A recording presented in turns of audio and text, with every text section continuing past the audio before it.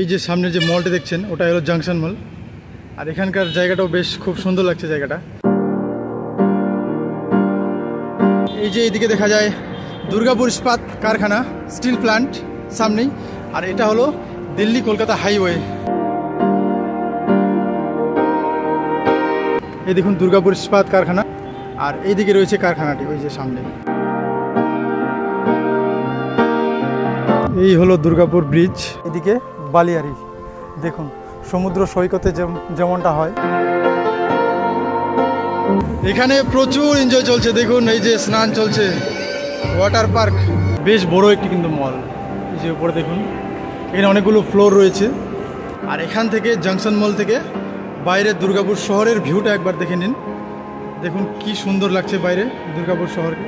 এই যে হলো এটাই হলো শিব শক্তিধামের মন্দির। আর এই হলো আসানসোল জংশন, খুব সুন্দর দেখুন।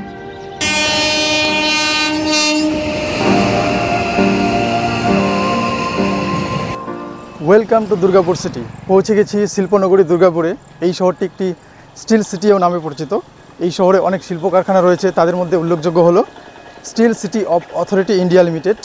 আর এই শহরটি একটি প্ল্যানিং সিটিও বটে, কারণ ডক্টর বিধানচন্দ্র রায় যখন মুখ্যমন্ত্রী ছিলেন তখন এই শহরটির পরিকল্পনা করা হয়েছিল। এছাড়াও এই দুর্গাপুর শহর হলো পশ্চিমবঙ্গের চতুর্থ বৃহত্তম শহর। তো চলুন আজকে দুর্গাপুর শহর ঘুরে দেখব এবং ঘুরে দেখাবো আপনাদের। তো ভিডিওটি অবশ্যই শেষ পর্যন্ত দেখতে থাকুন। প্রথমেই আমরা যাচ্ছি বিধাননগর রাম মন্দির দেখতে। তো চলুন গিয়ে দেখা যাক। পৌঁছে গেছি রাম মন্দিরে। দেখুন কি সুন্দর মন্দিরটি, অসাধারণ লাগছে কিন্তু। চলুন একটু ভেতরে প্রতিমা দর্শন করি।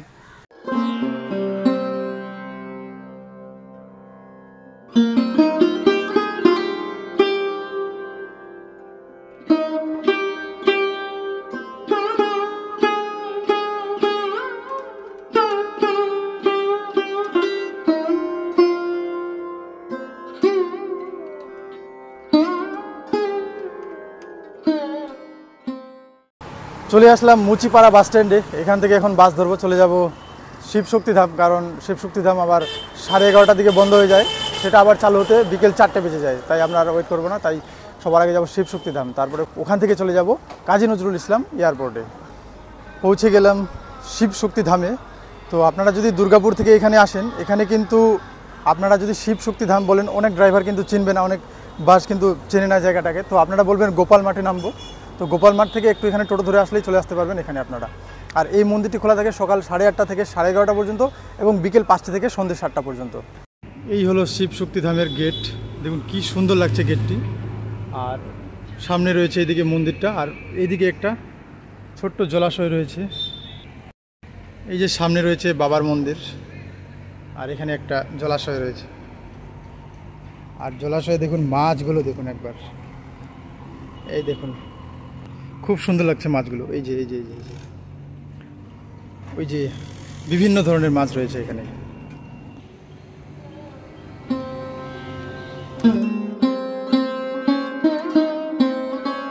এই যে হলো এটাই হলো শিব শক্তিধামের মন্দির, খুব সুন্দর একটি মন্দির। আর যেহেতু শ্রাবণ মাস চলছে, তাই এখানে একটি সম্ভবত অনুষ্ঠান হচ্ছে, প্যান্ডেল তৈরি করা রয়েছে।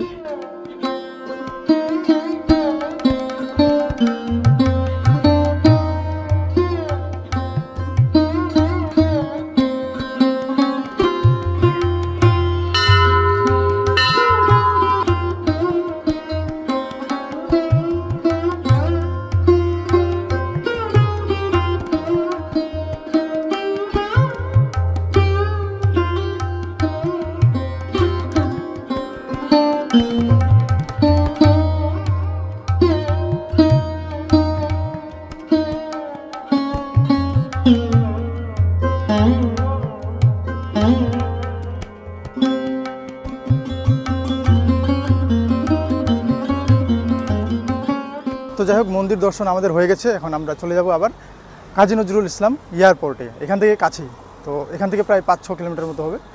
তো এখন আমরা চলে যাব কাজী নজরুল ইসলাম এয়ারপোর্টে। দুর্গাপুর এয়ারপোর্ট মানে নজরুল ইসলাম এয়ারপোর্টে যেতে চাইছিলাম, সেটা রয়েছে অন্ডালে। আর শিবশক্তি ধাম থেকে কাছেই ছিল, 5 কিলোমিটার মতো প্রায়। তবে সেখানে আর গেলাম না, কারণ সেখানে গিয়ে কোনো লাভ নেই, দেখার মতো সেখানে কিছু পাওয়া যাবে না। তো আমরা এখন চলে আসলাম দুর্গাপুর যে স্টিল প্ল্যান্ট রয়েছে, দুর্গাপুর ইস্পাত কারখানা, তো সেটা দেখার জন্য। আর আমরা এই মুহূর্তে দাঁড়িয়ে রয়েছি একটি ফ্লাইওভার থেকে হেঁটে যাচ্ছে ওপারে। আর এখান থেকে ভিউটা আপনাদের দেখাচ্ছি, কি সুন্দর লাগছে একবার দেখুন। আর পেছনে দেখুন, আর সামনেই রয়েছে স্টিল প্ল্যান্ট, আপনাদের দেখাচ্ছি। এই যে এইদিকে দেখা যায় দুর্গাপুর ইস্পাত কারখানা, স্টিল প্ল্যান্ট সামনেই। আর এটা হলো দিল্লি কলকাতা হাইওয়ে, দেখুন কি সুন্দর লাগছে উপর থেকে। আর এইদিকে রয়েছে দুর্গাপুর স্টিল প্ল্যান্ট, আমরা যাচ্ছি সেই দিকেই।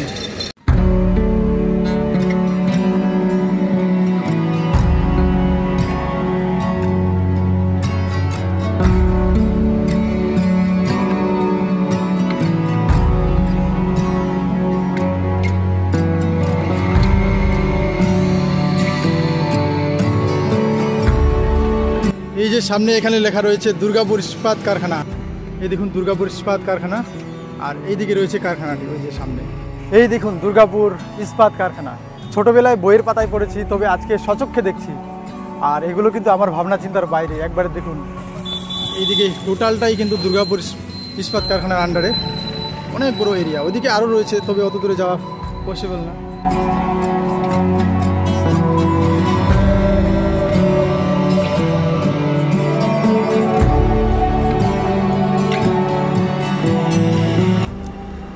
দেখুন দুর্গাপুর স্টিল প্ল্যান্ট থেকে কিভাবে ধোঁয়া বেরোচ্ছে, দেখুন চিমনিগুলো থেকে। আর এমনিতেও আজকে আকাশ মেঘলা রয়েছে, হালকা বৃষ্টি হলো একটু আগেই, আরও হবে সম্ভবত।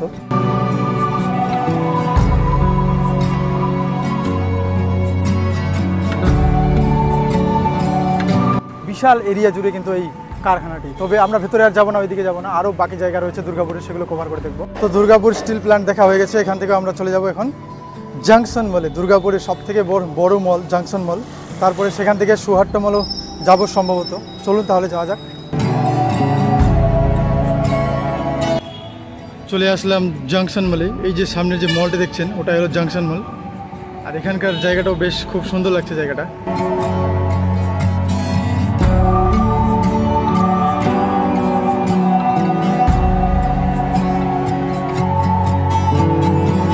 তো আমরা ওই মলটিতে এখন ঢুকবো, চলুন তাহলে।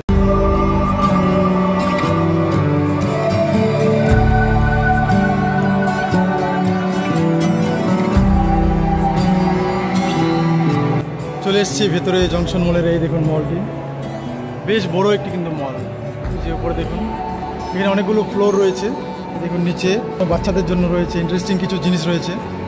শপিং করার জন্য বেস্ট জায়গা, এখানে আসতে পারেন আপনারা শপিং করতে।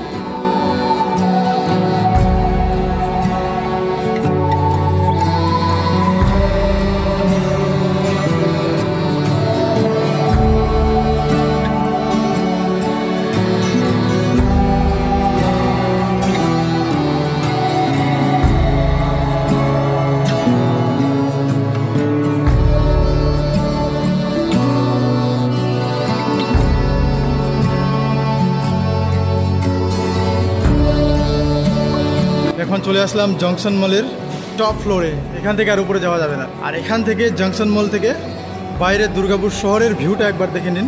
দেখুন কি সুন্দর লাগছে বাইরে দুর্গাপুর শহরকে। আর ওইদিকে একটি আবার কারখানা দেখা যাচ্ছে।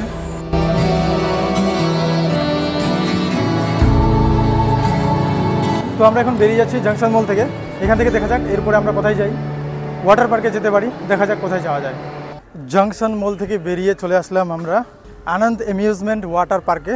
আর এখানকার আমাদের এন্ট্রি ফি নিল 80 টাকা করে। এখানে একটা টাইম টেবিল দেওয়া রয়েছে, সম্ভবত সকাল 10টা থেকে 5টা পর্যন্ত 100 টাকা করে এন্ট্রি ফি, এবং তারপরে যদি এসে থাকেন 5টা থেকে সন্ধে 9টা পর্যন্ত সম্ভবত 80 টাকা করে।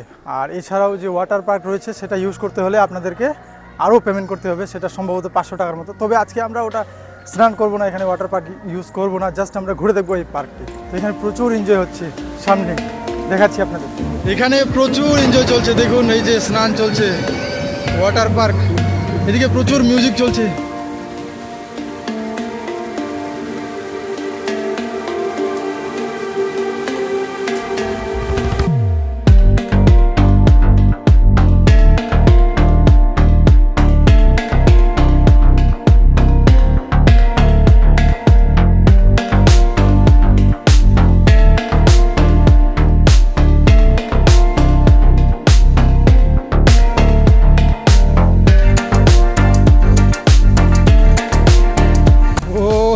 এখানে আসলে মজাই আলাদা। দেখুন অনেক জায়গা রয়েছে এনজয় করার জন্য।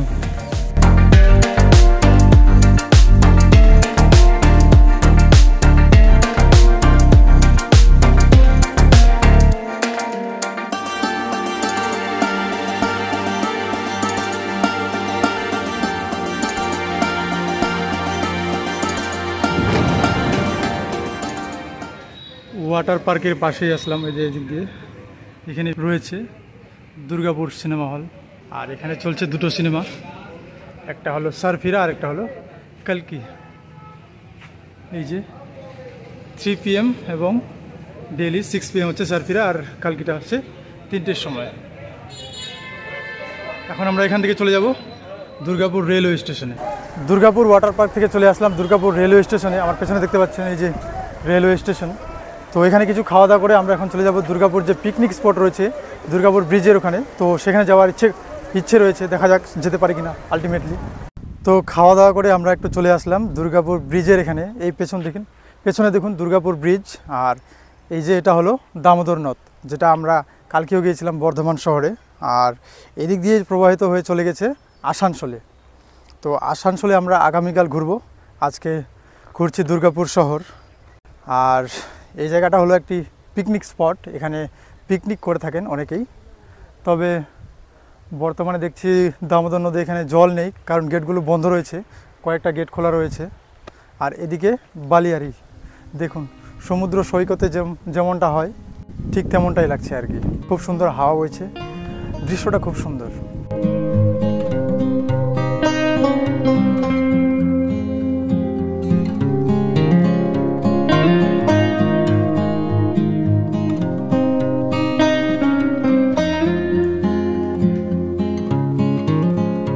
এই হলো দুর্গাপুর ব্রিজ, আর এই যে এখানে একটু জল রয়েছে, ওই দিক দিয়ে হালকা জল রয়েছে। ওখানে কিছু নৌকো দেখতে পাচ্ছি, সম্ভবত এখানে বোটিং করা হয়, জানি না বোটিং করা হয় কিনা। আপনারা যদি কেউ দুর্গাপুর থেকে দেখে থাকেন এবং বিষয়টি জানেন, তারা একটু কমেন্টে জানাবেন। আর ওই দিকের পাহাড়টা আমি ঠিক বুঝতে পারছি না ওটার নাম কি। ওটা কি বিহারীনাথ পাহাড়, যেটা আসানসোল থেকে দেখা যায়? আমি ঠিক জানি না। যদি কেউ দুর্গাপুর থেকে দেখে থাকেন তাহলে অবশ্যই কমেন্টে জানাবেন ওটা কোন পাহাড়। আর এই হলো জায়গাটা, খুব সুন্দর লাগছে কিন্তু।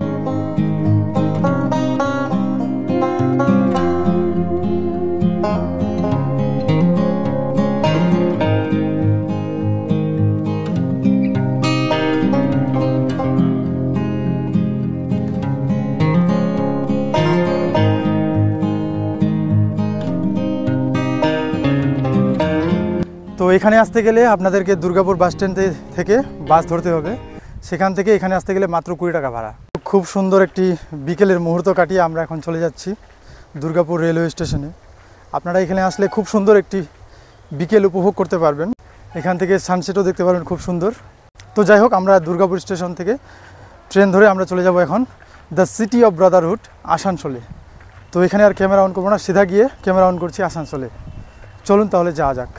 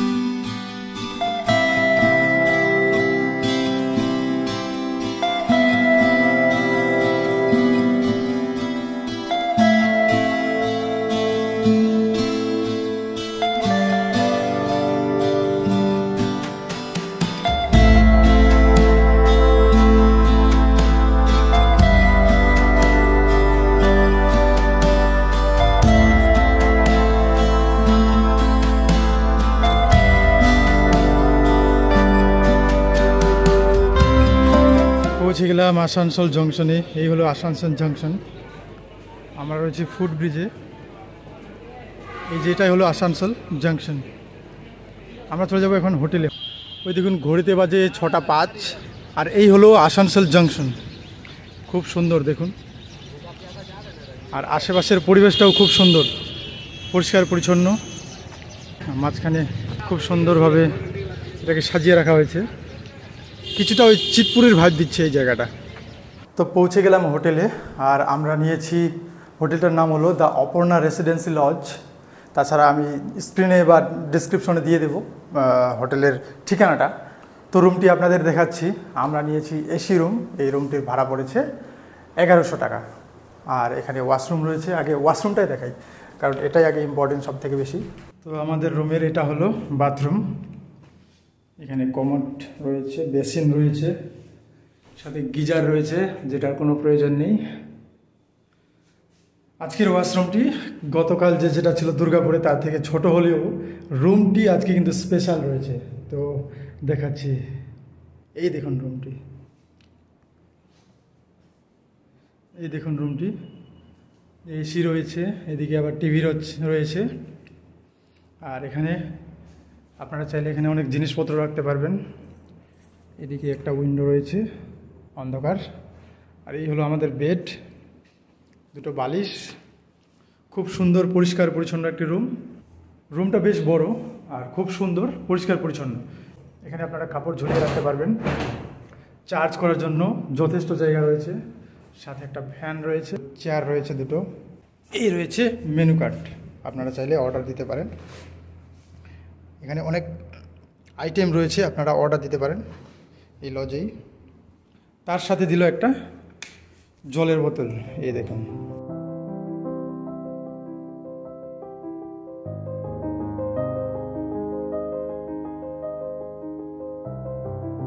তো এই হলো আজকের আমাদের আসানসোলের রুমটি তো দেখালাম আপনাদের, খুব সুন্দর একটি রুম। আর আজকের ভিডিওটি আমি এখানে শেষ করছি। তো দুর্গাপুরে আরও অনেক জায়গা ছিল ঘোরার, যেমন আপনারা সুহাট্ট মল ঘুরতে পারেন, সিটি সেন্টার রয়েছে, এছাড়াও শ্যাম মন্দির রয়েছে একটি, যেখানে যেতে পারলাম না। অনেক জায়গা রয়েছে আরও। এছাড়াও দুর্গাপুর স্টিল প্ল্যান্ট ছাড়াও আরও অনেকগুলো শিল্প কারখানা রয়েছে, যেগুলো আপনারা দেখতে পারেন। তো আমাদের হাতে যেহেতু সময় কম ছিল, তো ওই জায়গাগুলো কভার করতে পারলাম না। তো যাই হোক, আজকের এই ভিডিওটি যদি আপনাদের ভালো লেগে থাকে তাহলে অবশ্যই চ্যানেলটিকে সাবস্ক্রাইব করবেন, কারণ আমি অনেক পরিশ্রম করে এই ভিডিওগুলো করছি। তো আপনারা একটু সাহায্য করবেন, যাতে আমি আপনাদের আরও এইভাবে নতুন নতুন জায়গার ভিডিও আপনাদের সামনে তুলে ধরতে পারি। তো দেখা হচ্ছে এরপরে আসানসোলের ভিডিও নিয়ে।